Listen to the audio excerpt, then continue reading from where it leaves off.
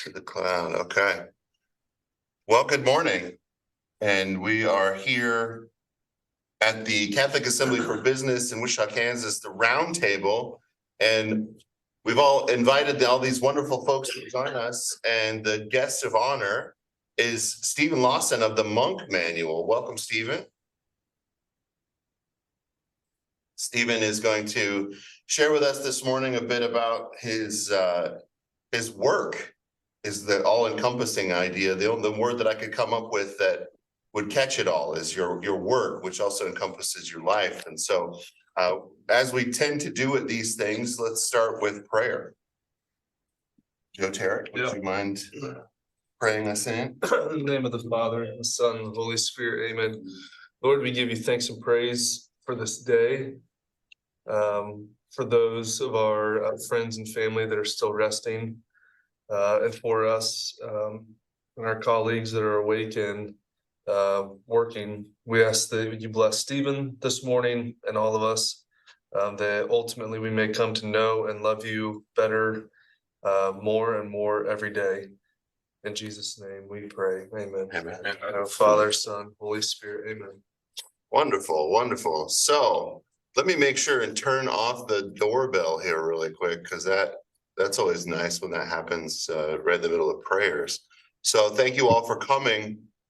And we'll have the chat running. And it looks like if you've got questions or burning questions or epiphanies, please share them in the chat. Or, I think we had a really kind of a loose idea of how this would go, Stephen, to be totally honest. And we this group, since it's so early in the morning, we tend to let the coffee kick in a little bit before things get lively. So would you do us the honor of kind of getting us started the way that you want to start? Yeah, absolutely. So just so I'm certain of the format here. So we have an hour and a half set aside. Do you have something towards the end where it's like a social thing, or we'll just be talking for the full hour and a half? We do tend to talk the whole time and see how it goes. Some folks do pop in and out if they've got a thing to go to. That's fine too. So okay, perfect. Well, good. Yeah, so I can take it away. I got a little presentation here that I'm going to run through. But my understanding, most of the people on this call, you're either working in a business or running a business, something along those lines. Is that accurate? Yes. I see people nodding their heads. Okay, good. So I run a company called Monk Manual, and obviously from a distance, what stands out is the term monk. And you might wonder, what does the monk have to do with something like productivity? That's part of what we're going to talk about today. But a lot of the people that I actually serve through the Monk Manual are people just like yourself, because they're individuals who generally are high achievers, but are trying to look for ways to maybe find a greater sense of being, or even find how they can merge their own path of spiritual growth in with their work. Because oftentimes, and again, we'll talk about this in the presentation today and then with the discussion following, but a lot of times these things can feel at odds. And what I'd suggest is they don't have to. And in fact, they shouldn't. One of the things that inspired me originally about monks is when you think about a monk, they don't have this delineation between an active life and their spiritual life. They realize that actually they just have one life that happens to be active and happens to be spiritual, right? So it's all the way through. So monks don't live as much through what I would call an event-based spirituality. They live in a spiritual experience that God's always there and God's always working. And so I encourage you to even enter into this time together this morning and with questions of what is God trying to tell you today, specifically you, and how can you take some of those lessons and apply them so that you can find greater fullness in your everyday, and ultimately find a deeper form of service, right? And share the gift that is your life more profoundly with the world. With that said, what I'm going to do, I'm going to start sharing my screen and get into the actual presentation. It's not going to take up the full amount of time. That's intentional. I've found that oftentimes these sorts of presentations, time spent together, Where it's really most beneficial is when it becomes more of a dialogue and it's a little bit less of just me as a talking head, just broadcasting out. I'm going to do some of that in the beginning just to give a baseline foundation for the discussion. But I think where you're going to get the most out of this is really digging into how does this really directly apply to you. And so even while you're watching the presentation, as I'm going through the various slides, as I'm explaining things, try to take notes, try to take questions down of things that maybe you have on your own very personal walk with the Lord and work in your business. And then we can spend some time dialoguing around that, dialoguing around maybe where some of the pain points are, dialoguing around maybe what some of the solutions are. So let me pull this up here.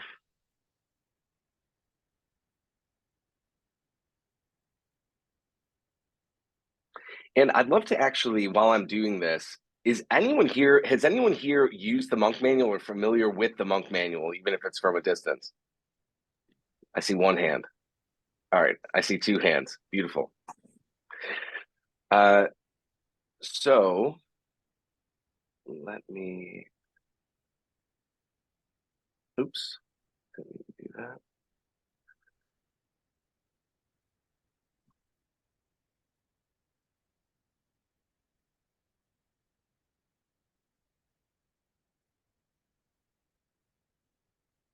Okay, you can see my screen, I think, yeah?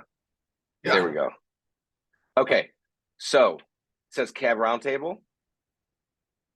Yes. This is us. Okay, beautiful. So the first thing I want to start with is just kind of explaining what the Monk Manual is, because if you're not familiar with it, we are a productivity company, but it's very different from what you're maybe used to when you think of productivity. A lot of, and again, this is something we're going to discuss fairly early on in the presentation today. But productivity, as it's normally experienced, is all about efficiency. It's all about how do you get more things done. And there's some virtues to that, but there's also some problems. So the Monk Manual started as a 90-day planner, which was my attempt to try and take some of the functional elements I was seeing in monasticism and port them over to a daily planner. Over time, the Monk Manual itself, it's a lot more than just the products. It's really the ideas behind the products and trying to promote a different vision for what productivity can be, what I call whole person productivity, which is just, and it's a different anthropology for the human person. It's a different starting point for the human person. But to date, we've sold a little over probably about 150,000 copies of the Monk Manual 90-day planner. We have a lot of people who actually even in the Catholic world are very much users of the Monk Manual, priests, people who run organizations like Focus, people who are just working in their parishes or just working in their businesses. And so we have a really incredible group of people. Not all of them are Christian, not all of them are Catholic, but a lot who are and have found great utility in the tools that we offer. I start with that to lay out the table a bit for the Monk Manual. But really, when I think of my own personal mission, this is me with my family. This is a few years back. My kids are a little older now. But personally, my own purpose I see is investing in people who are making meaningful investments in creating a better world. I primarily do that through the Monk Manual. I do that in some other ways as well through coaching and some other endeavors I have. But this is the thing that gets me out of bed each day. I'm really, really interested in potential and human potential and how to help people reach a greater level of personal flourishing. And as I already alluded to, in the Monk Manual, we serve a pretty diverse group of individuals, but there's a few patterns. We tend to serve a lot of high achievers, a lot of leaders, a lot of people who are seeking meaning, and people who have already figured out a bit. What I mean by this is the Monk Manual is kind of, if you think of maybe planning systems or productivity, it's kind of more of the top of the pyramid. People usually graduate up to the Monk Manual. They don't start there. And I don't think there's probably many things that are much more intentional because the Monk Manual actually approaches things from a very holistic standpoint. And so you've already had to have figured out quite a bit in order to actually get to the Monk Manual. With that said, we do tend to attract a lot of people who maybe would describe themselves as doers, who are trying to learn how to be a little bit more, right? People who maybe have achieved quite a bit in their personal lives and their business lives, but realize like something something's maybe not being provided in that path that they thought there was going to be, right? Or maybe they've sacrificed certain things along the way. So it's actually a really incredible group of people that I get to serve, because they are people who are often influencing their organizations, influencing their communities. I want to start with a simple question, which is just what does it mean to be productive? And this might seem like a rhetorical question, but there's a great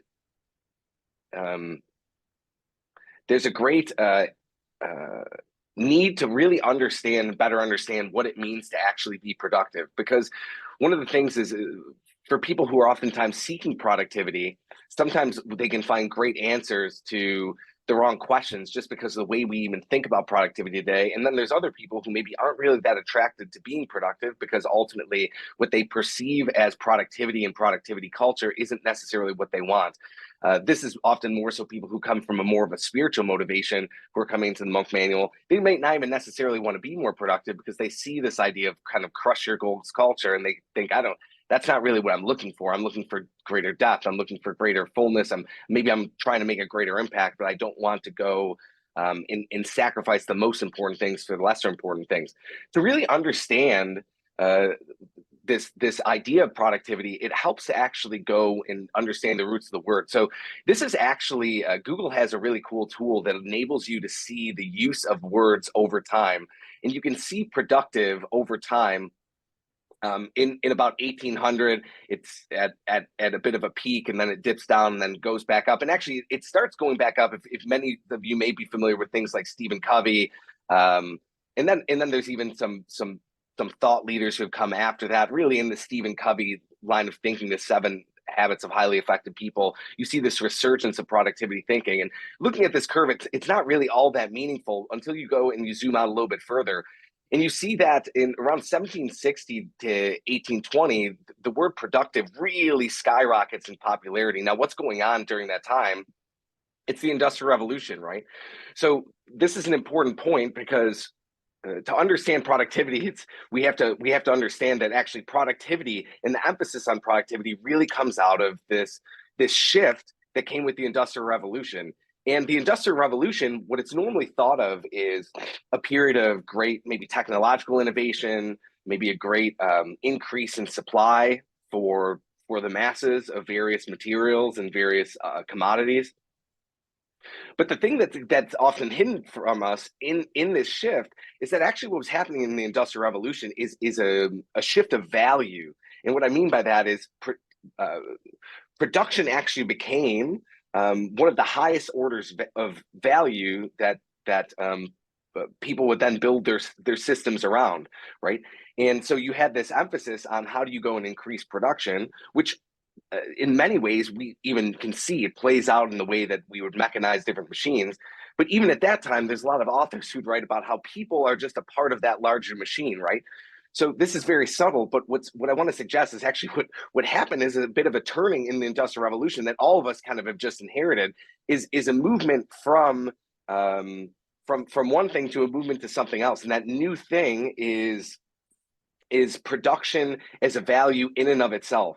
The problem with that is, as human beings, we actually don't inherently just see meaning in production just as it is, right? In fact, if we feel like we're operating like a machine, we're often going to feel somewhat empty. We're going to feel somewhat frazzled. We're not going to feel like we're really living a full life, like we're living up to the fullness that we could be living into. On a deeper level, and this is a really important point, is ultimately with the shift of value. As I said, even though this isn't something that's obvious to us, because it is like the water, and we're like a fish, and it's the water we're just surrounded by all the time, right? So we're not even aware that it's there. But what I want to suggest is that this shift towards productivity or production as value in itself has actually trickled down to every aspect of our lives. It impacts the way we look at education. It impacts the way we approach our work. It impacts the way we look at our own personal value. And it even impacts the way I would suggest that we look at our own spiritual life. I don't know if this is something that any of you have experienced, but a lot of people that I encounter can have a hard time really engaging a feeling of God's love for them, just de facto apart from any of the things that they do or produce. And I think that this does link back. And that's one of the things that's really difficult for us, because even as a Catholic, if you look back at your life, or you look at what it means to be Catholic today, it's hard for us to put on the imagination of what people who are Catholics traditionally would have experienced the world like and would have experienced God like. And I do think that this productivity based mindset has even trickled down to how we experience our spiritual lives. So what's really interesting, though, about the word productive is if you go even further back, where it actually comes out of is the world of agriculture. If you think of the word produce, it's tied from the same root, right? And why is that important? Because what I think the opportunity is, and when we talk about whole person productivity, we're trying to move back to this agricultural model, which is a much more to a Catholic or Christian anthropology of the human person. This idea of not so much how do you go and churn out more widgets, but think of every single person as this really unique, incredible gift from God. And then asking the question, how do we go and help make that flourish and produce fruit? It's a very different starting point, and it's a very different process for then how you go and live into that, because one work is the work of trying to create efficiency. It's trying to churn out more widgets. The other is a work of cultivation. It's about cultivating the life that is yours and can only be yours, which not only do I think from a gospel standpoint is just so much more aligned, but it's also just a much more meaningful way to live. And it's a much more fulfilling way to live, to try to live into how do I personally flourish as an individual. One of the quotes that was highly inspiring for me with Thomas, with around this productivity actually comes from Thomas Merton. If you're familiar with Thomas Merton, he was a monk, a Catholic monk down in the Abbey of Gethsemane in Kentucky. And he has this great quote that people may spend their whole lives climbing the ladder of success only to find once they reach the top that the ladder is leaning against the wrong wall. And I feel like this is in some ways the banner flag for the monk manual. Because the whole mission of the monk manual is trying to create systems and tools that redirect people back to this path of personal flourishing so that they can avoid the dangers that come with this rampant productivity mindset. Ultimately, the problem on a pragmatic standpoint with what happens when you get really, really focused on how do I just keep on getting more things done is you can lose sight of the plot. You can lose sight of what's actually going on in your life and potentially spend a lot of time and energy working on things that may ultimately not matter all that much. I want to give a personal example here, and I know I talk a little fast, so I'll try and slow it down. Previously, in a role prior to the monk manual, I had this project I did where we were relaunching a website. I don't remember the exact budget, but I want to say it was like $1.5 million in terms of the budget. So it was a large scale project, and by most standards, it didn't really go that well. I think at the time I didn't understand change management fully, and that was really where I made some mistakes. But I remember talking to a peer of mine who afterwards was saying, "Hey, you know what? I think the problem is like you're just not a very good project manager, right?" And I remember him saying that, and it really bothering me, and me thinking, because at the time I was like, "No, I'm good at project management." And it really bothered me and probably bothered my ego on some point, because what I decided to do is I was like, you know what? No one here is certified in project management. I'm going to go and I'm going to get the certification project management and prove to everyone that actually not only am I good at project management, I'm actually the best in the building. And so I went to go and pursue this and probably spent about 50 hours on it until I realized that I actually don't care at all about being a project manager. Like that's not the path for me at all. But the danger of optimizing around efficiency is that we can actually get really good at getting the things that we think we want and we really don't.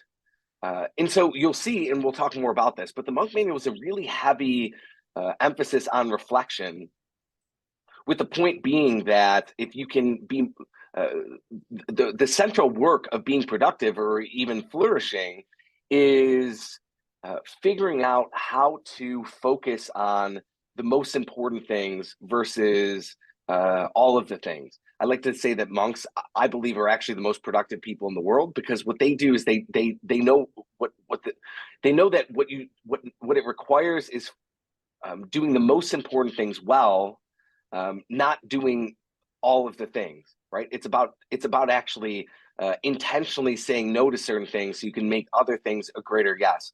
I've talked a bit about flourishing here, and when I was creating the monk manual, there was this really interesting scenario I had, and I'll link to something later on in the presentation. But my own personal story is I was someone who was really invested in productivity. I read all the books. I was really invested in trying to optimize my life around being the most productive person I could. And what ended up happening was at one point I realized that I was actually pursuing productivity because I thought it was going to give me a sense of peace, but ultimately was creating the opposite effect. And around that time, I was studying some different areas. Really, I mean, it was spiritual growth, it was these productivity best practices, but it was also psychology. And I ended up realizing that there was this really interesting overlap, like a Venn diagram, where there seemed to be agreement upon what the central things are that lead to human flourishing. And on the psychology end, one of the things that was most impactful for me was this thing called the PERMA model. So there's a guy by the name of Martin Seligman who used to run an organization called the American Psychological Association. So it's kind of like the primary psychological body for the Americas. And Martin Seligman had this really interesting idea where he said, psychology traditionally has been focused on how do you go and deal with problematic experiences in psychologically negative realities, right? So psychology's focus was on, okay, how do you deal with anxiety? How do you deal with depression? How do you deal with schizophrenia? All these other sorts of maybe ailments or symptoms. It was a focus on a lot of the negative aspects of what psychology could be. What he wanted to do is explore what a positive psychology could look like. So rather than looking at how do you deal with maybe the negative things that can come up for someone psychologically, what would it look like if you focused on the patterns that lead to human flourishing, that actually lead to really healthy psychology, that lead to individuals thriving on a psychological level, on a level of meaning. And he developed this thing called the PERMA model. And this is not just something he developed. This is actually a statistically validated model that he calls a scientific model for happiness. And it's broken into 5 different aspects. The first is positive emotion. This is a general feeling of positivity, positive outlook on life. This is not woo-woo, everything is great all the time, but this is really a movement towards hope. And when you think of a lot of the saints, they encapsulate this feeling, right? This sense of positivity and hope. Another is engagement. Engagement is this feeling that I'm sure you've experienced when you're in meaningful work, when you're doing something, you're engaging with a relationship, you're engaging with an individual. You feel this sense of aliveness, of traction with life itself. And that's another aspect, right? And you probably experienced this as well, or seen other people, maybe the people that you work with who haven't necessarily quit, but they've quit and stayed, and they're extremely disengaged, right? They're just kind of looking for a check, or they're just kind of punching in and punching out. If you own a business, for you, that's probably difficult because you're like, why is this person not engaging more? But even for them, that comes at a great cost. When you're disengaged, you tend to not really find a lot of value or experience a lot of aliveness in the thing. Positive relationships. So this is having relationships that can be deeply rooted, deeply seated. Meaning, finding meaning in things. This is a really big one. I would argue that even meaning is one of the central crises of the day, especially for young people. And then this feeling of accomplishment. Now, the reason that this was important for me is I actually saw how this laid out with some of the different best practices and productivity that I was coming to is most profoundly actually lived out in the life of monks. That actually, if you look at the functional elements of monasticism, they direct monks to all of these different things. And that was one of the things that was really inspiring to me, because I was thinking, man, there's actually this genius in the life of monasticism. There's a structure there that we obviously can't really mirror over to our own lives exactly, but there's something there for us to learn from. And this led to this idea of how can we re-envision productivity as something that's not so much at the service of production, but is really at the service of the human individual. How can productivity be viewed not so much as, hey, how do we go and increase maybe some sort of economic production or just prove something through various successes, but how can productivity actually be a gateway for us to achieve a greater level of human flourishing? Part of one of the premises behind this is just that success and meaningful living are not mutually exclusive, and I want to highlight this because a lot of times Catholics, Christians, anyone who's trying to sincerely grow in a spiritual path, they can feel this tension sometimes where they feel like they have maybe their business and then they have their personal life, or they have their business and then they have their spiritual life, and it feels like this tension between the two.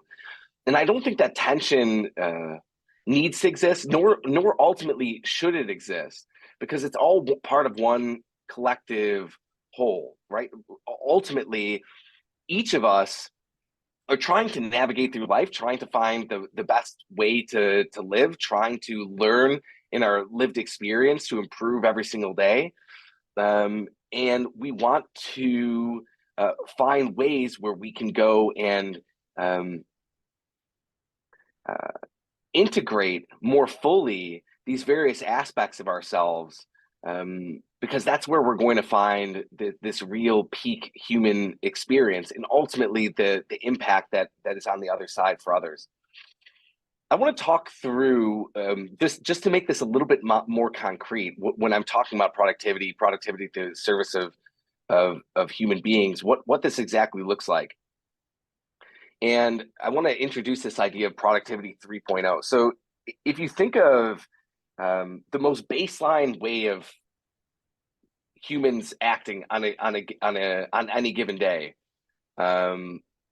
this would be just people going through their day. This is what I'd call productivity 1.0, right? This is people just going through their day and they're just acting. Maybe in the moment they're trying to go and focus, or they're trying to go and be efficient, but they're really just acting. And this is kind of the baseline that all human beings are at, because we can't help but not act. That's just part of what it means to be human. Even if you go and take a nap, you're still acting. Like we're constantly making decisions every single day about what to say yes to and what to say no to. And that's just the most baseline way that we engage the world. Now, this second level, this productivity 2.0, the thing that really got introduced, I would argue in more of a modern context, a lot with that Stephen Covey thought leadership that had come out, is this path of introducing preparation beforehand. So rather than just acting, you're saying, okay, what does it look like if I plan beforehand? If I sit down and I think through it, right? Rather than just getting in my car and going on the journey, what if I actually go and try and map out where it is I want to go? What if it's the sort of thing where I go and I map out, here's the roads I need to take, here's the times I need to turn. And this is actually a pretty good step forward, right? If you use a planner of any sorts, you're probably using something like Google Calendar, maybe like Outlook, something that's helping you bring order and think a little bit ahead. If you're running a business, chances are you have either quarterly goals or yearly goals. That's along the same lines, right? It's like, how do you go and prepare and act forward? But the productivity 3.0, and this is where I would say that Monk Manual is really the only person right now in this space who's adding this third piece in. And this third piece is adding in reflection. And I say the only person in the space right now because I ultimately do think this is where things are going to go in general, whether I'm a part of it or not. This is really the future of, I think, human work and how we're going to be thinking about things. But what we have at the Monk Manual is a thing called the PAR method, which is really central to the approach of the Monk Manual, which is you're intentionally preparing, and then you're acting, and then the back end you're reflecting back. And I want to break down these steps because this is if you only took this away as something that you would try to test out and live into in your daily life, I think you'd find a lot of benefit from it. Let me zoom out here and explain kind of what's going on in this PAR method. So as I already said, when we go and we prepare before we get into our day, before we get into our week, before we get into our month, we're zooming out a bit and we're trying to intentionally choose. Like I said, life is basically the decisions we make, right? We're all making thousands of decisions every single day. These decisions compound in good ways and in negative ways. And our life really does come down to a lot of the decisions we make. So when we prepare beforehand, not in the moment, there's two benefits to that. One is we're able to more clearly see what our real options are, and we can be more intentional about the decisions we're making, especially when we're committing to particular work, right? If you're in a business that does not have any sort of goals is going to generally be all over the place, right? It's going to generally be like, well, we're going to do this and we're going to do that and we're going to do this, and it's not going to really have the ultimate impact that can have. It's also going to be somewhat stressful for the people within the business. This is the exact same experience that we have in our own lives. When we don't have clarity going into our day around what it is that we want to be focusing on, we spend the majority of the day in a more reactionary position. And not only does that mean that we tend not to really focus on the most important things, because naturally, the more urgent things bring up a lot more emotion. There's a lot more anxiety around them. And so we can almost manage our lives through anxiety more so than through intentionality. But the other part is we then, as a result, don't actually end up being very present in the moment. So how this relates to monks is one of the things I saw in monks that was really inspiring to me. And this is in Eastern and Western monasticism. But monks have a very specific rhythm to the day. They have particular blocks of time dedicated to particular things. I'm making this up, but let's say it's 10 o'clock, they're in meditation or in manual labor or something. The beauty of that is they know exactly at 10 o'clock, like that's the only thing that they're supposed to be doing, right? They also have the benefit through their vows of knowing that like it's actually in a sense confirmed by God that that's what they're supposed to be doing. But there's a certain freedom of experience that comes from that, an ability to actually lean into the present moment and just focus on seeing on what's taking place. Now, for us, we can't do that. We have very dynamic lives. We can't go and have a very set structure that we do every single day. But what we can do is by intentionally preparing in the beginning of the weeks, months, and days, we can get to something similar where we have a high level of clarity around how we can spend our time or how we want to invest our time. And then because we've already done that work up front, we can really trust the process and just live into it. This is probably sounding like a very subtle, like, oh, it's just a hack of sorts. But this actual shift, like if you move more into this space, if you move more into trying to be really intentional and then living into it and trusting the process, it really transforms your experience of life, because most of us have 100 things on our mind at a given time. And so we're everywhere but nowhere at once. And this really helps to eliminate that. But the key part is adding in this reflection piece, which is obviously something that you've seen. If you've ever interacted with monks, you can see that monks have a really heavy part of their life, again, both in the East and the West, built on this aspect of reflection. And I'm a huge believer that monasticism is an extremely, extremely intentional system. Like it's an extremely intentional way of living, and there's a lot of genius behind it. And you can even look at the actual history of monasticism. A lot of some of our greatest technological innovations have come out of monasticism. Maybe you've actually heard the idea that Catholicism is responsible for like the hospital system. It's responsible for inventing the education system in its modern context, all these different agricultural things. You maybe heard how Catholicism is something that's really contributed and done all these things that in a sense have built a lot of what the Western world is. That is true.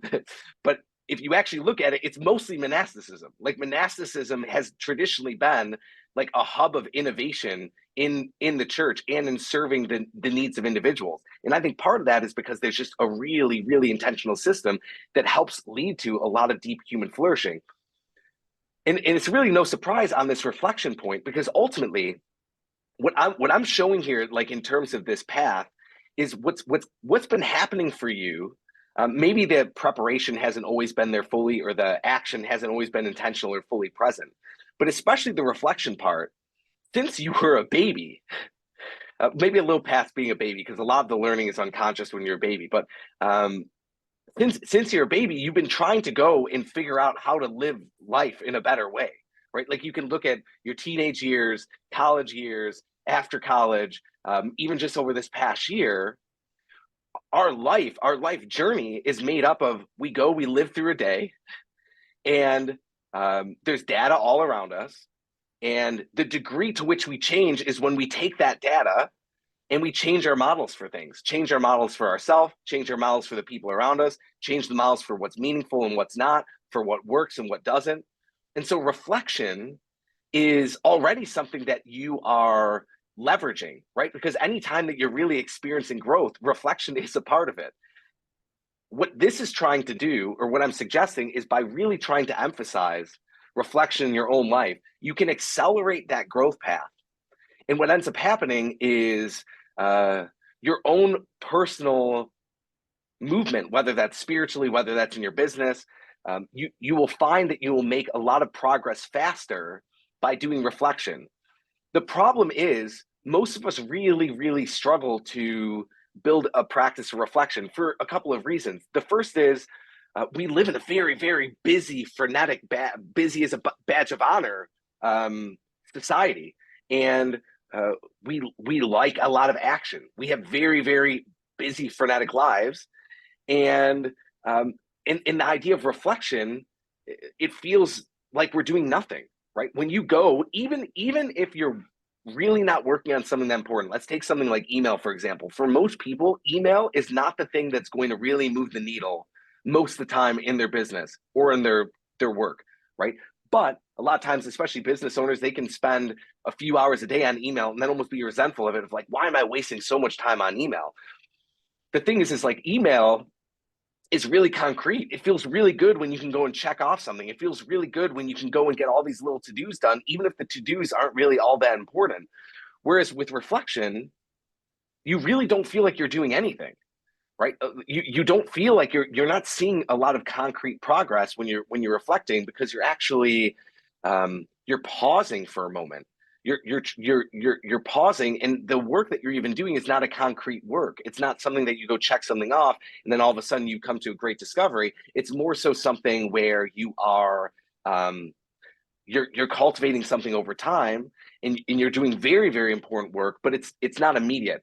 If you've ever used something like the Examine, the Nation Examine, you probably experienced this. If you use the Nation Examine, it's rare that in just one instance, you're going to go and have a huge metanoia and come to a great revelation in that exact moment.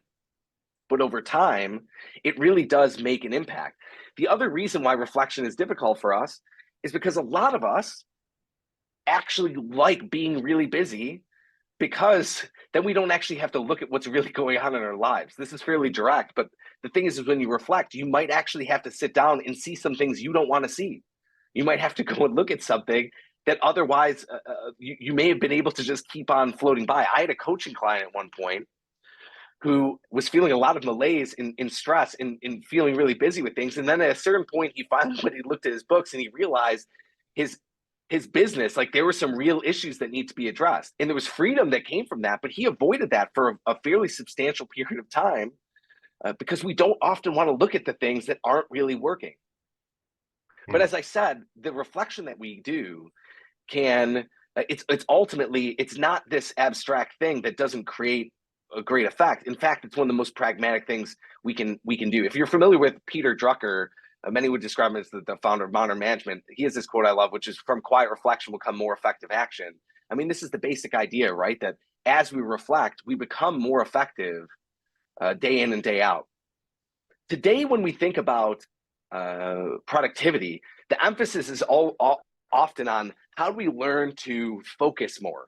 Like, how do we just go and stay more focused? Like, we think that focus is actually the path forward, but focus can actually be really, really problematic. If you're familiar with racing with horses, they wear these horse blinders.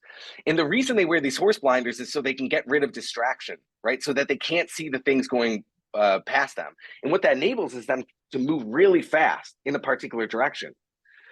But the problem, again, if you don't have this reflection piece, if you're not getting really clear, is you can get really, really good at moving really fast in the wrong direction, or creating what I would call this like placebo productivity. This is where you're going each day and you're checking off a bunch of stuff, but none of it really matters because none of it is necessarily aligned with the things that really move the needle, whether it's in your personal business or your personal life, your spiritual life, or if it's in your business, right? A lot of businesses can spend a lot of energy doing things that don't actually work. Maybe they read online, hey, this is the thing we're supposed to be doing, or maybe it worked at one point, but it doesn't work anymore.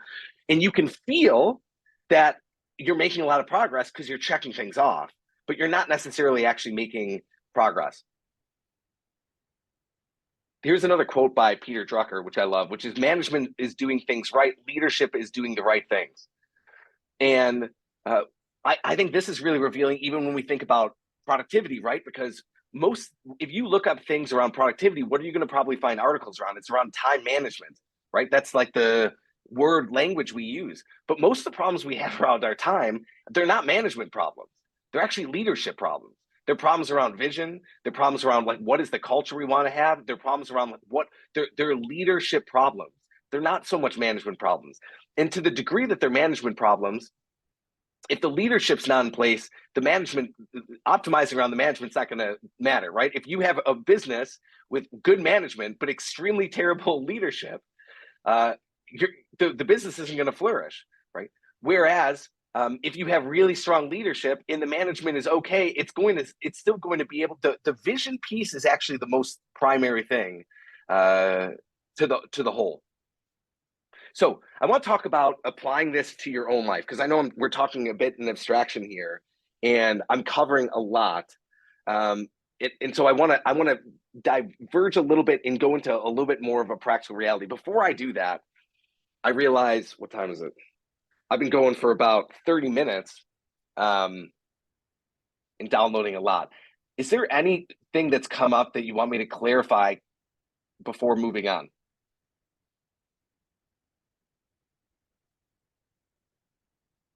Okay, I can't see everyone, so I'm just going to assume that's a no.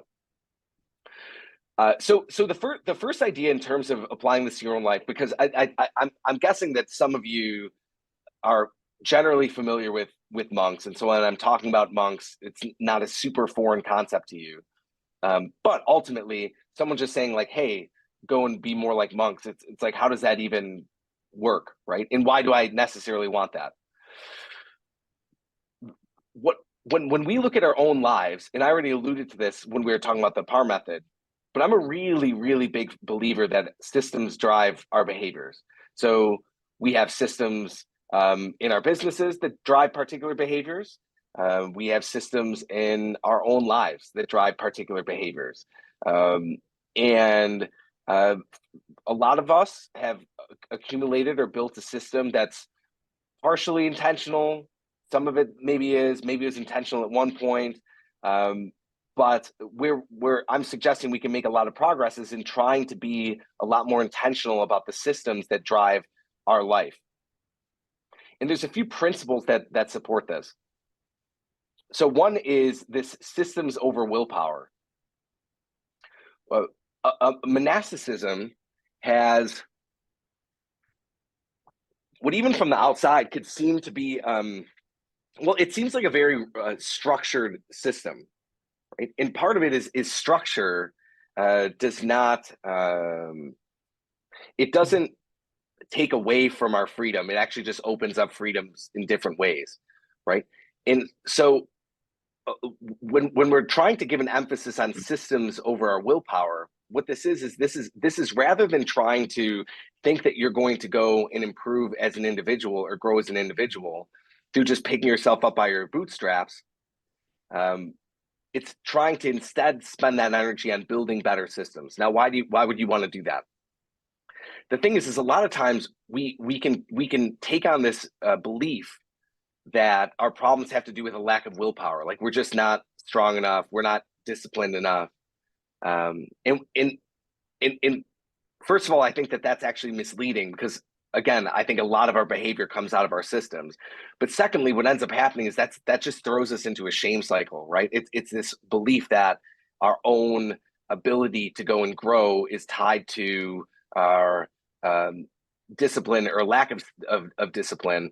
And most people get caught up in just a cycle of like, I just don't know if I can really do it. They beat themselves up. They don't really make progress. So I'm a big fan of trying to focus on the systems instead of the willpower.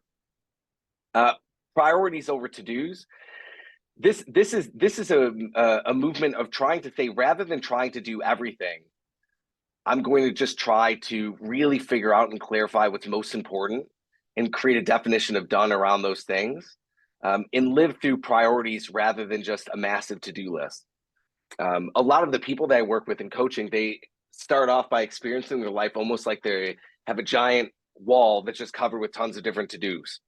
And what they do is every single day, they look at it and they try to just pull some things down and try and knock them out. And then they look up at the end of the day and there's still 100 to-dos on the wall, and they go to bed and they're like, I guess I'm gonna have to do that again tomorrow. And that's a really difficult way to live.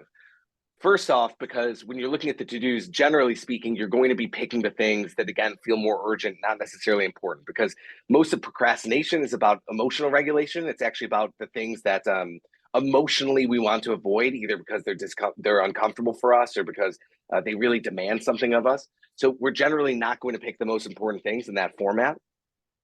But also, we never actually get to a point of feeling like we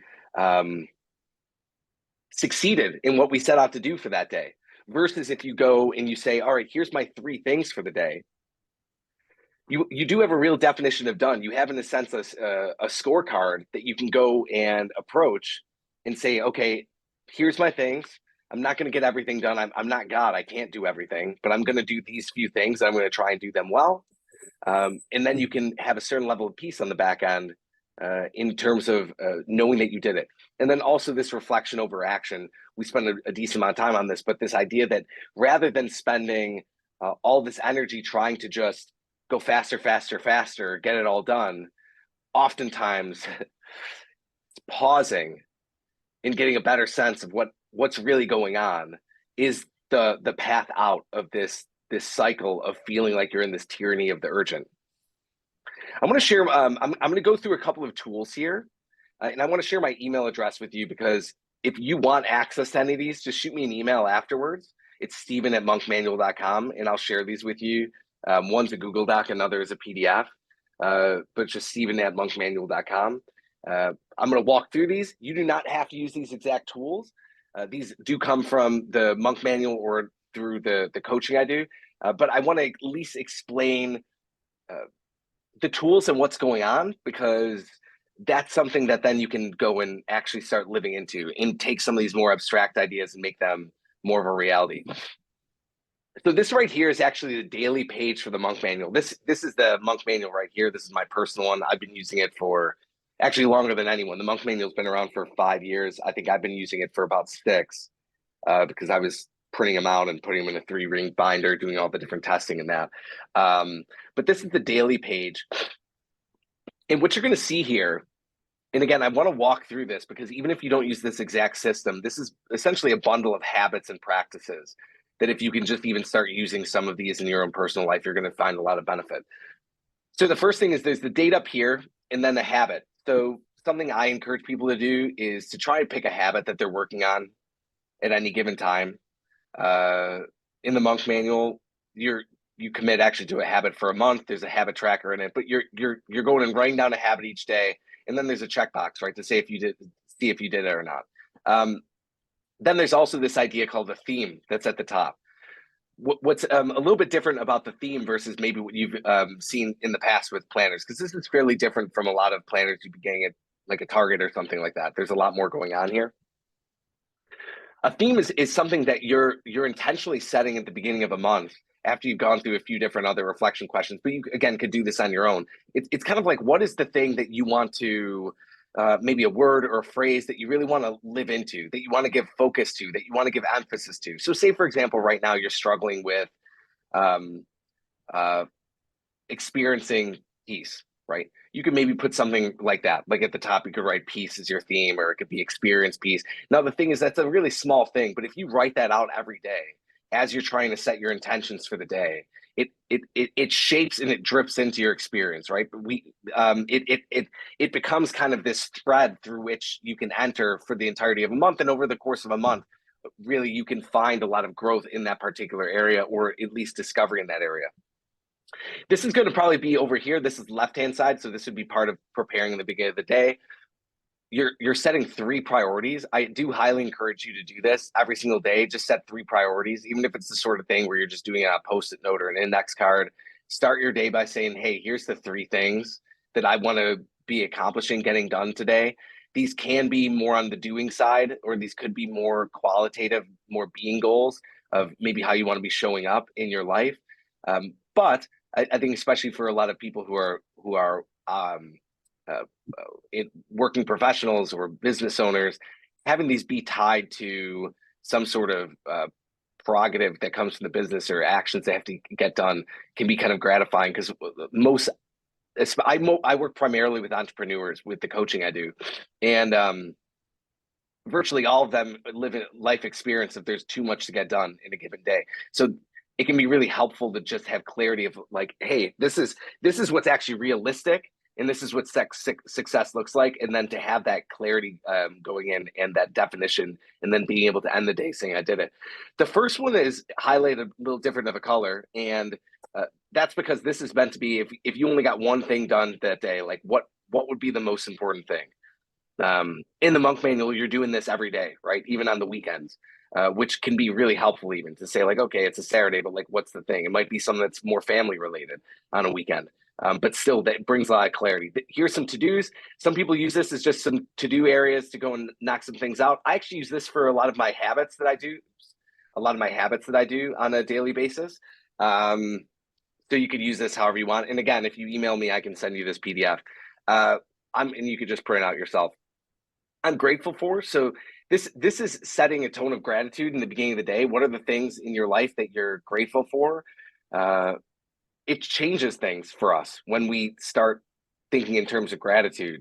Obviously, this is linked into a rich Catholic tradition and even certain types of prayer, but it's also linked to that PERMA model I was talking about earlier. Gratefulness is one of those things that, in terms of psychological research, there's just so much around it that shows the benefits, even down to health benefits around a practice of gratitude.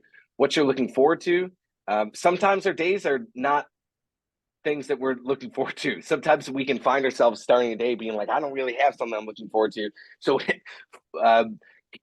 entering into each day with an outlook of trying to figure out what is a real positive thing about the day you're looking forward to can be really, really massive for people. Ways I can give. This is an intentional turning at the beginning of each day to just ask, what is it? How can I go and serve others today?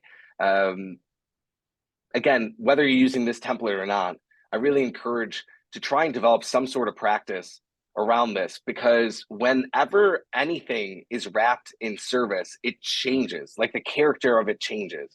In Catholicism, there's this the whole concept of offering something up, right? And that's kind of what's going on in there. But pragmatically speaking, like from a functional standpoint, if you can experience the exact same action as service versus not as service, the exact same action when it's experienced as service is going to feel so much more meaningful and life-giving. So trying to wrap your day in an outlook of how can I be of service? How can I be creating good? Can create a lot of inspiration, which ultimately then leads us to be able to take on the work that's really scary for us. And then on the back end, there's highlights. What you'll actually notice in the Monk Manual is a lot of things that rhyme a bit with the Ignatian Examen, but it's not the exact language, and it's spread out in different areas. But you'll notice some of this here. So there's highlights. So what were just the highlights of the day? When were you at your best? When did you feel unrest? And one way that you want to improve tomorrow.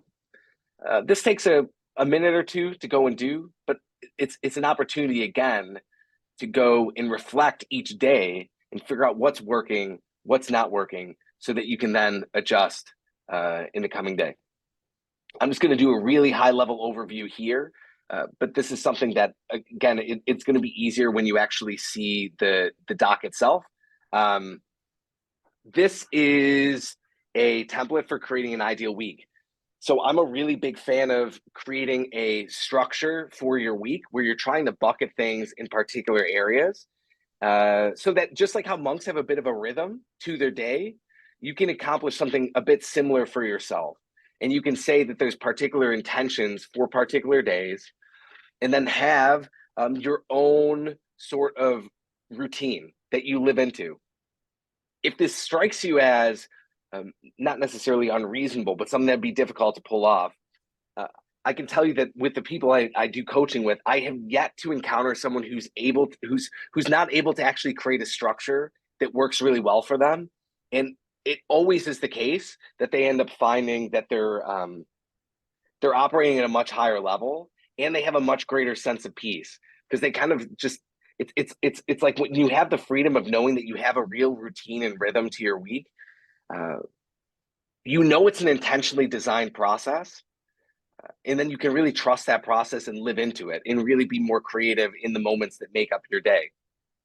One thing that I'll just highlight on here, and again, it'll be easier if you have the template in front of you, but there's what I encourage people to do is to take a few hours each day and set aside time for some of their key priorities, right? So I call them power blocks, but to even just take like 2 hours a day. Oftentimes it's really good in the morning. Sometimes we wake up and the first thing we attend to is our email, when that tends to be one of the lower return activities for us to do. And so we kind of waste our best time and energy and effort on the things that are the least demanding. So I a lot of times we'll have individuals set aside a few hours in the beginning of the day to really focus on their most important things. So by the time they get to noon, they've already actually accomplished what they normally maybe wouldn't even do in a week, just because they're so much more intentional with how they structure it. Ultimately, the goal here is to move increasingly to intentional action and inspiration. So it's about being more and more intentional, but then on a more human side, also staying really inspired. Because the thing that holds us back from a lot of the things in our business and our personal lives that maybe we could be leaning into or should be leaning into most is because it's just ultimately scary. To the degree that you are procrastinating particular things, it's likely that there's some level of fear that surrounds that. We tend to put off things that are actually the most important things for us to be focusing on. You see this a lot in relationships, right? Even if it's family relationships, we tend to put off having certain conversations. We tend to put off addressing particular things.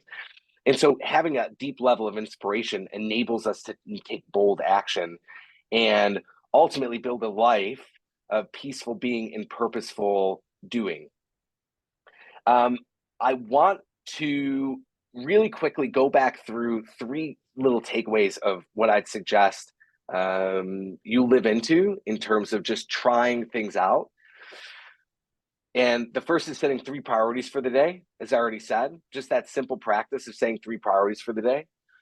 When you're able to do that and you've established the day, start doing that for a week. Start setting 3 to 5 priorities for the week and 3 to 5 priorities for the month. What you can do then is you create this process where you're always anchoring things back up, where your daily priorities are actually tied back into your weekly priorities, and your weekly priorities are tied into your monthly priorities. And so what ends up happening is you actually have this system that's always directing you towards the most important things. Generally speaking, the more you zoom out, the more you're going to be focusing on the most important things. The more you're kind of in the moment, the more the urgent things are going to be vying for your attention. So by taking the time to say, here's the things for the month, and then each week going back to the month and saying, here's the things for the week, and then each day going back to the week and saying, here's the things for the day, you can ensure through a system that you're focusing on the most important things. And then also this idea of daily reflection, whether that's the exam, whether that's the monk manual, whether that's some other format that you're doing, just really trying to live into that, because it can be difficult in the beginning. It might even feel like a negative experience because certain things might come up that you don't necessarily want to look at, but really trying to focus on that is going to do wonders, not only for your business, but also just your personal life. On the topic, I want to point you to 2 other resources, then we'll go into questions. I had talked about trying to go further back up, right? In how you can go and set, like your daily goals are going to be served a lot more if you go to your weekly, and then your weekly are going to your monthly. We actually have a program called Life Atlas, which is a yearly goal tool. The process here, it's kind of the ultimate process, which is it starts by actually zooming out on your whole life. Like, what is it that you want out of your life as a whole? I don't share this actually very often because a lot of my audience isn't necessarily Catholic, but in a lot of ways it was inspired by a story about St. Philip Neri. St. Philip Neri was there's a story about him talking to a lawyer, a young lawyer that he had just met in, I think it was Rome. And the lawyer was just talking about how they graduated or got their law degree or something. And he was like, oh, great. So what are you going to do after that? And he's like, well, I'm going to go and I'm going to get this job.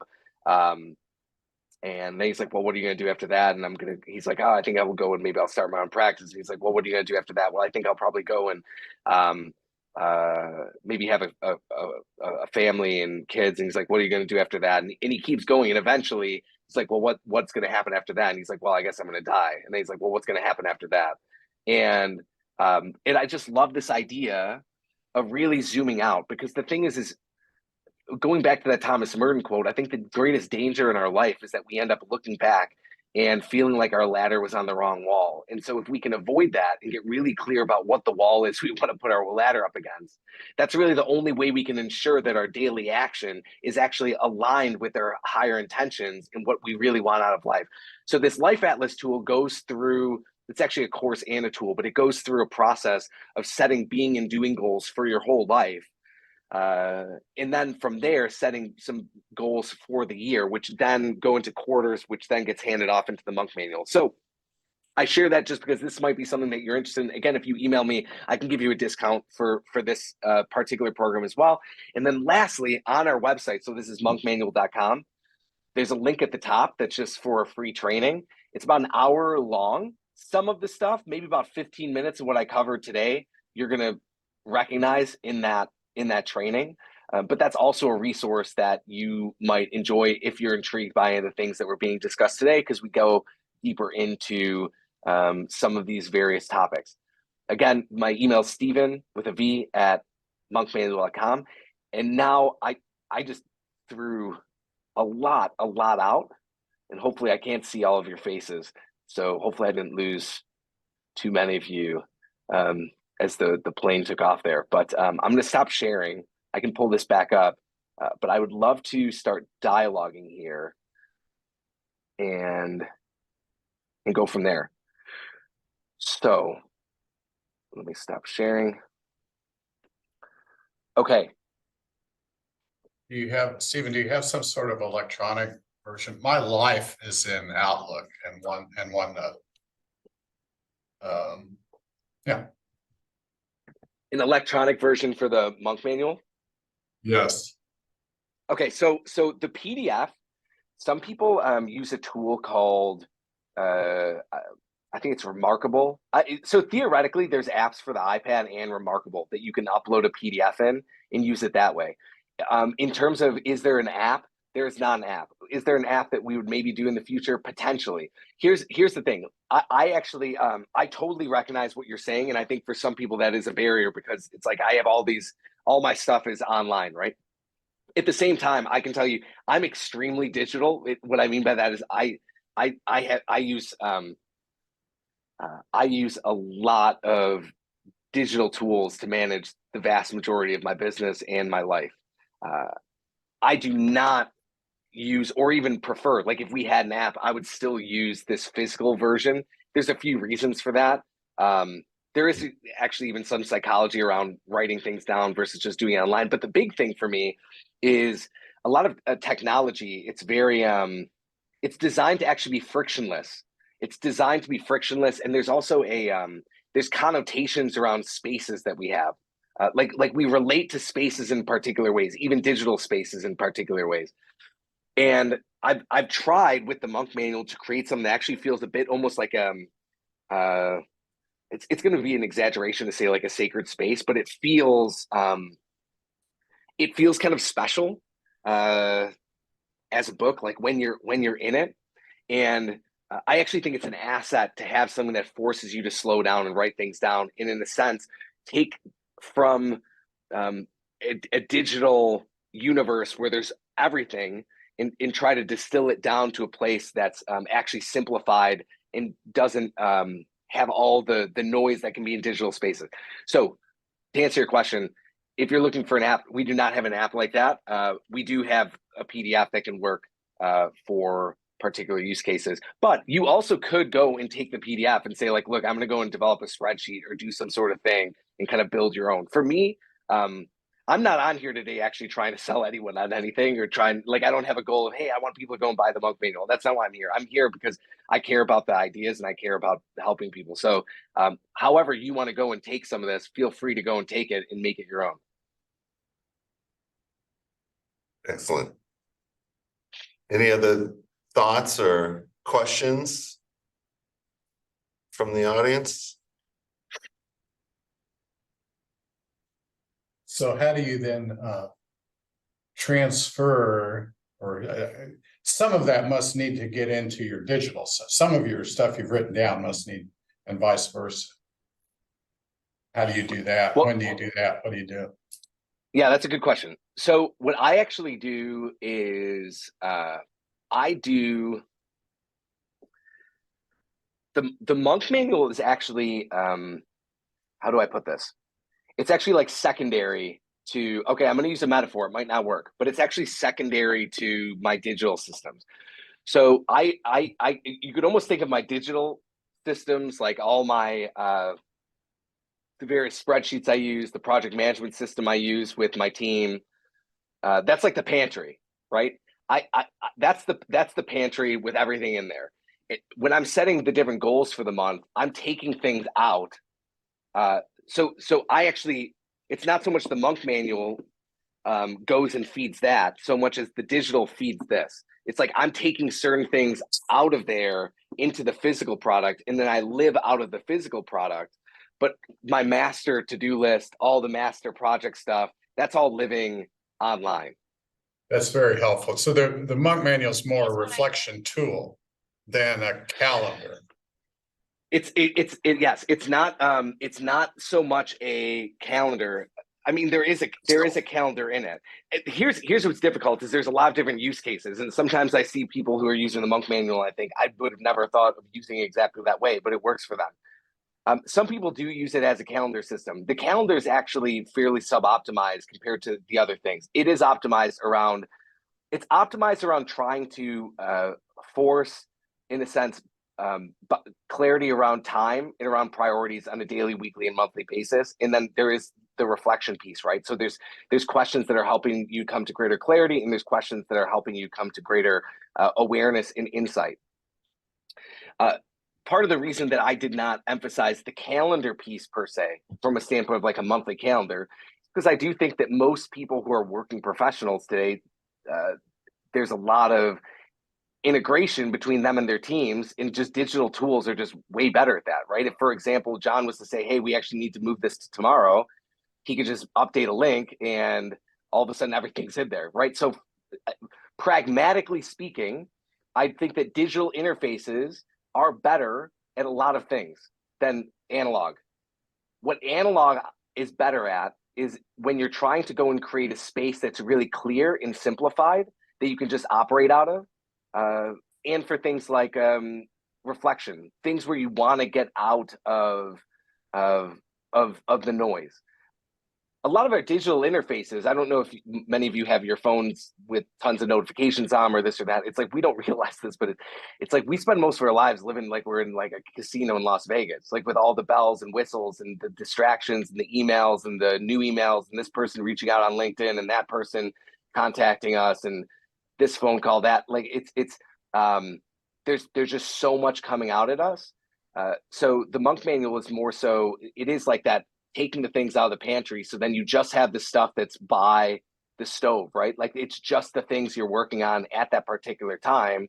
So you're not distracted by all the other things. And, it's one of those, if you've ever felt overwhelmed, what tends to happen when you're overwhelmed, if you say have a desk with a lot of stuff on it, is your brain will actually scan, look at something, and then like all of a sudden scans and looks at something else, and you just start kind of going back and forth and back and forth. So part of what the Monk Manual is trying to do is say, let's get out of that noise of all the things and get to something that's more of a clear centered place for us to go and operate out of. Yeah, tying into that, Stephen, You know, I'm reflecting on the Benedictines that I've spent some time with, and you know, oftentimes they'll have bells, you know, to say the field work is over. Now it's time to come in and pray. Um, have you found any tools that are actually beneficial to? This is deep work, deep focus. I'm doing this, and now I have an alert to say, let's move to deep work number 2, or now it's time to do this. What are some of the things you've seen that to help optimize kind of batching that work in an intentional way? Yeah. Well, so one of the things is this is actually a very scaled back version of a larger whole. What I mean is like I feel like I threw out a lot of stuff. But it's not really the whole at all. I have a course called Find Your Inner Monk that's 26 hours long or something like that. And then there's also like in the coaching, there's about 35 tools that I didn't go through here. So so there are a lot of ways to address that. More specifically, there's a few things. One is in the monk manual, but you could do this with anything. Anytime you're doing time blocking, who's familiar with that concept of time blocking? So anytime you're doing time blocking, essentially what you're doing is you're creating kind of hard starts and stops, or theoretically hard starts and stops, which if you go and do that, but you're not actually living into it, doesn't necessarily mean anything. But if you have that, you live into it. It's just like you're in high school, right?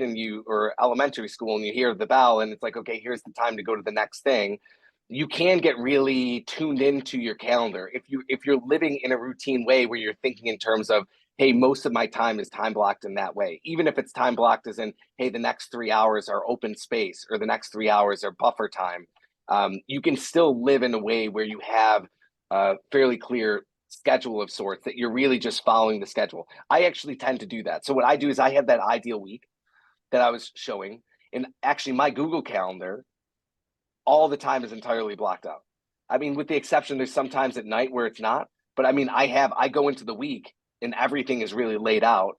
And then the beginning of the week, I actually map out where I'm going to do different things every single day. And pretty much I just live into my week. I mean, I design the week that I'm like, this is the work that's important for me to be doing. And I go and live into it. Some people have businesses or operating businesses where they have to be a lot more reactionary. Like just the nature of some work is that you have to be really responsive. Like if you're in construction, for example, you never know what's going on in a given day. Like you could have something that's supposed to happen and it doesn't happen, concrete's not coming, or this subcontractor, an issue happens, you discover something. But in my business, it's a little bit more reliable. So that's one piece. If you can go and create an order to your week like that, I think that can be really helpful. The time blocking can be really helpful. On a more specific level, there's other tools. I mean, there's a tool called Toggle, Toggl, which is a digital thing that you can go and track time, and you could go and say, all right, 60 minutes, I'm going to go and set 60 minutes to go and work on this. Most people can't work for more than 60 minutes at a time. If it's really deep focused work, the brain just can't do it. There are things you can do to kind of train your brain over time, but most people, it's good to work for like 45, 50 minutes, then take a break. This is something called the time timer, which this is actually this is a 60-minute little clock that also can be helpful for people, where it's a little thing you can have on your desk. And it's visual, which is really nice because it's one of those things that you're not having to go and I actually don't know the psychology behind it, but I prefer to have something like this versus a timer on my computer. Maybe it's like the timer on my computer, it feels like I'm racing against a clock, whereas this just feels like it's okay, the color's there and it's not. Maybe it's more binary, I don't know. That can be relatively helpful. I want to make sure that I'm actually answering your question. I'm not sure I am. So maybe you can follow up and clarify. I think that's helpful. You provided some helpful tips as well as, you know, it really is a deeper question too about how we structure our own lives and what we're working on. Mm-hmm. Mm-hmm. Even Travis? stuff like this. Yeah. Oh, am I on? Yep. Yeah. You know, to create habits, to integrate something into your life takes a while.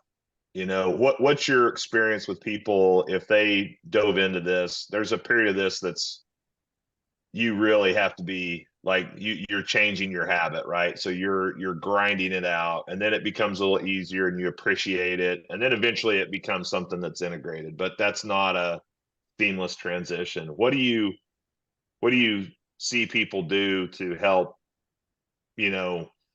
make this dedication to start this habit? And how long is that period, or how do you typically see people kind of transition on that? Because we've all probably done different things like this, and it's great for a while, and then you kind of set it down for a couple days, and then pretty soon it's been a month and you forgot to do it. And like, how do you just recommend people get started? What's that mindset to jump into this?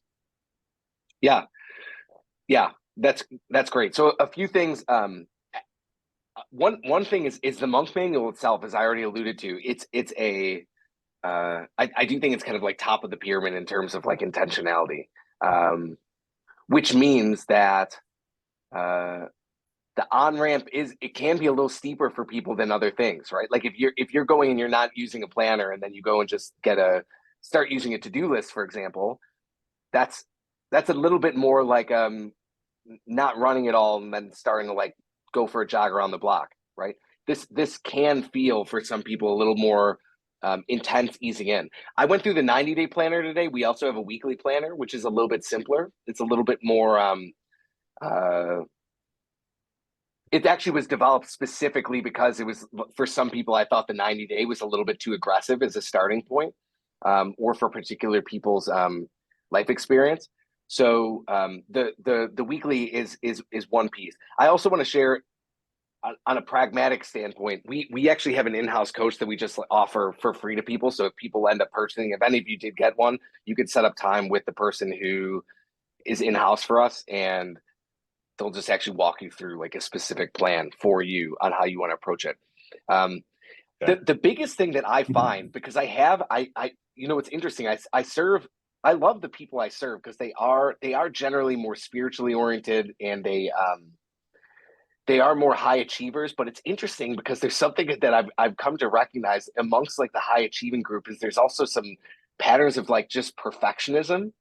And I find that perfectionism can be a really big barrier for a lot of people. Like this feeling of, oh, I don't know if I'm doing it exactly the right way, or you miss a day and you're like, oh, I'm not, maybe I should just not do it.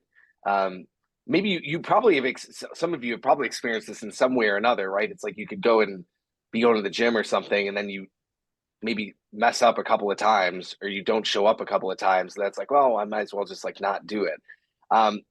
Actually, St. Benedict has a quote that's always we begin again. I think that's one of the things that is a mindset going in, is this idea of how do you go and, in a sense, keep on starting over.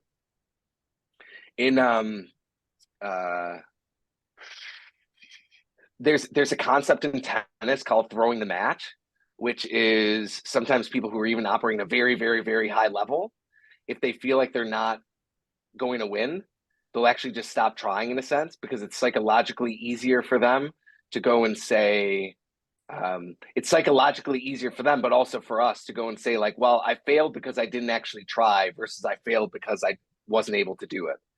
Mm-hmm. And we can do the same thing where we throw in the towel on things, because it's actually easier for us to just throw in the towel and not have to deal with the feeling of like, oh, I didn't actually do that the right way, or I didn't perfect it the right way, or whatever it is. So I think one thing is trying to go and shorten the match however you can, and trying to say like, okay, every single day is a new day. If I don't do it right one day, I'll do it then the next day. I think trying to build on particular habits. So if it's something where you're starting with the monk manual, that's why I was saying start with the daily pages, and then once you build the daily pages, you can go to the weekly, and then you can go to the monthly, rather than trying to do them all at once. Some people can do them all at once, and some people do, but some people don't. And some people go and they start with just the daily priorities. The thing is, and I was trying to do this even when I was explaining it, but I think just that action of doing the 3 priorities, that's one of those things that has a relatively short feedback loop. So reflection, the difficulty of reflection is the feedback loop is very long. So the impact of reflection is very, very, very high, but it's not something that you see an immediate impact on. It's like exercise, right? If you go and exercise, very few people in the period of even a month, see a real transformation in their body. I mean, in fact, they might go and gain weight in the first month, right? So it's similar with something like reflection in that it might be a full year where you can then look back and you're like, man, I'm a totally different person. It's not going to be in just a day, and it's also like those. So it's a work. It's often slow work, like the most meaningful work. If you want to transform like a relationship, for example, most relationships don't get transformed in a month. It just doesn't work. But the 3 priorities has a pretty short feedback loop, right? Like you go and you set 3 priorities for the next 3 days and you just try that out. You're going to find your experience a little different, which then is going to incentivize you to trust the process a little bit more, to start doing the other things and build on those. A lot of it really also even just comes down to how much do you really believe that what you're doing is going to produce the effects. I'm a believer that, again, I'm just going to use exercise because that's one of the most common examples of habits. It is the case that for people, if they eat healthy and exercise, they're over time, their body will change. But a lot of people, like at a certain point, they're like, I don't feel like this is working. And maybe there are things that they're not doing exactly the right way, maybe. But a lot of times it's like they're not really trusting the process, and the process just takes a little bit longer time than they think. So I share that because like part of being successful here is really believing and trusting in the process. That's why, like, pragmatically, I think things like the 3 priorities, things that have a shorter feedback loop. I'm just a guy who's talking to you through Zoom, right? I'm throwing out things. Some of the things you're probably like, oh, that makes sense to me, and I'm attracted to that. But I would rather you not even go and like I know for sure everything I just talked about works, like way more than even probably like it seems like. But no one on this call really even knows me or knows any of this. Like this is a totally new thing, right? And amongst 1,000 other things, they're demanding your attention and time. So what's really going to make it work is if you start trying some of these things and then actually seeing the fruit, and then you go and apply more of it to your life. Yep. And not expecting that anything changes necessarily overnight. I mean, we have ingrown habits. Like a lot of the ways that people on the call work there's a lot of habits that are built into that for maybe even decades. You know what I mean? Like there's certain things that we do. So to think that all of a sudden we're going to go and shift. Someone who's in the community, who's done a number of the different programs, and we have some things where it's more of a dialogue format. She said something about 3 weeks ago that really struck me. This is on a group coaching thing we were doing. And she's like, the thing with like the monk manuals, like it's trying to actually reframe, it's trying to change the way we even relate to our time. Like that, and that's ultimately what's actually going on here. So why I'm saying like starting slow and not trying to expect way too much is just there's it takes time. It's like a paradigm shift. Like if any of you are converts, it's like you can have like moments that are very poignant, and you can have these like bursts. But a lot of like even spiritual growth, like that's slow work. It's slow work, and I think it has to be. Mhm. Kent, Seeley? Questions, thoughts? We're very glad you're here with us, by the way. Reminded by listening to Stephen of things that the 2 of you and I individually have talked about. So this is all reinforcement, Stephen, for a lot of what's happening in my life. So thank you very much for that. I wonder if you would, I have millions of questions. Seeley's got a question. Okay, good. Please. It is refreshing. Hi, John. Nice to see you. It's Nice to see you. refreshing. I'm a business growth strategist. So all the things that you talk about facing with your clients, I also face. I also work from an ideal week. But my question for you is, how have you found one thing is theory and even coaching people through something and coaching through the importance of habit change. And another thing is them actually beginning to implement and feel the change, things like the ideal week. Like I agree with you, I'm totally tech, but you'll notice I was writing notes as you were talking because something different happens when I write something down. So I'm all for doing this work off of the digital space because there's a connection that gets made in your brain when you actually write something down. I find that when I write notes, I actually never have to look back at them because it just gets recorded differently in my mind because I wrote it down with my hand. But how do you help your clients transition into these new habits when they're resistant to change or reflection time or believing that this could actually help change their operations of their business? Yeah. It's so funny. And this is going to be, do we have 3 minutes? Oh, yeah. Am I correct? Or Well, yeah, just 3.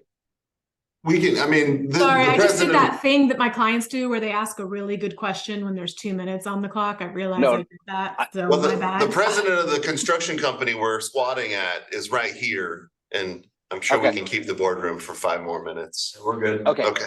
I'll try to answer this really concisely. With the coaching, and you may experience this as well. The actual progress that the person makes, like, yes, there's a craft and a tact to like the coach is doing something in that engagement, relationally trying to help navigate. But a lot of times the barrier is on the other, it's on like the client's end. What I mean by that is like you could go right up front and be like, here's all the things to do, and here's all the tools, like go and do them. But it wouldn't really work. And there does tend to be a process of coming to, I don't know what the best way to put it is. It's like my experience with a lot of the clients is it tends to be kind of an opening up, and it tends to also be something where you go deeper over time. So most people who come to me think, all right, I have this crack in the wall and I want to fix this crack in the wall. And then we go and we're like, all right, let's go and look at that crack. And we go and fix it. Or we point out why it's not necessarily fixed. Eventually, though, it always goes down to foundation things, because the crack in the wall actually is a foundation issue. It's not like a wall issue, right? Like that's why the crack is there. The problem they think they have is not the problem they actually have. That's actually virtually always the case. Interestingly enough, for me, a lot of times it always does go into some like really deeper water around kind of purpose and what they're actually here for and all of that. From a practical standpoint, though, I think that what I do is actually one of the first things I tend to do with clients is I'll do a time audit with them. So we'll go through and we'll actually get really clear on how they're spending their time, because most people have a very their way that they experience time is it's just they've had this feeling of always being in time debt, but they actually have no idea where they're spending their time. And so when they see that and there's a little bit more clarity up front, a lot of times they have a sense of like, oh, I'm not really being intentional with my time at all. And I have not really been looking at that. It would be like someone who's not using any accounting system for their business, all of a sudden, like looking at their business and being like, man, I'm like spending money on that. I'm spending money on that. Like I'm in debt over there, all these things.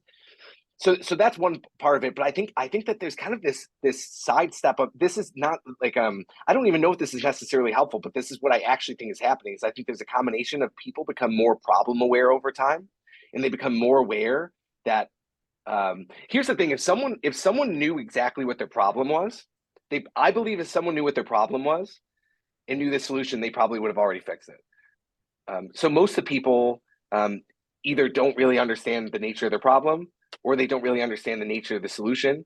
I think it's usually both, but I usually think it's more so that don't actually understand the nature of the problem. And so what happens is over time, they become more aware of the nature of the problem. I think trust is built. And as they get certain wins, they're able to go and make greater change. The thing is change is really, really, really, really hard for any person, because even if our experience of life isn't great, it's still at least like normal. Like it still feels safe at least. And the unknown is always scary to us, even if it feels like a potential good. And I'm sure you experience this with growing businesses, because it's there's a lot of fear. There's just a lot of fear. Well, that's wonderful. And so we're going to stop here because we were going to leave them wanting more. we've got Stephen coming to do a keynote at our breakfast series in November. So literally a year from now, Stephen will be joining us in beautiful sunny Wichita, Kansas for a deeper dive. Stephen, thank you so much. Yeah, thank you. I appreciate it. And also feel free again to follow up with me, Stephen@monkmanual.com. And even if you have specific questions, feel free to send them my way. This is always a little bit difficult because it's naturally more of like a broadcast thing, and Zoom, it just feels different when you're talking to someone via Zoom versus in person. And so just know if you had specifics you didn't feel comfortable even sharing aloud, or even if you just were like, hey, I'm overwhelmed, can you talk through this thing again? Feel free to shoot me an email. I'm happy to help. All right. Thank you so much, everybody. Happy Thanksgiving. Practice your habit right. of gratitude. Thank you, Stephen. All right. Thank you all. Thanks, Stephen. All right, bye. Yeah, look at Blake. Hey, guys. That's my AI assistant right there. What is this?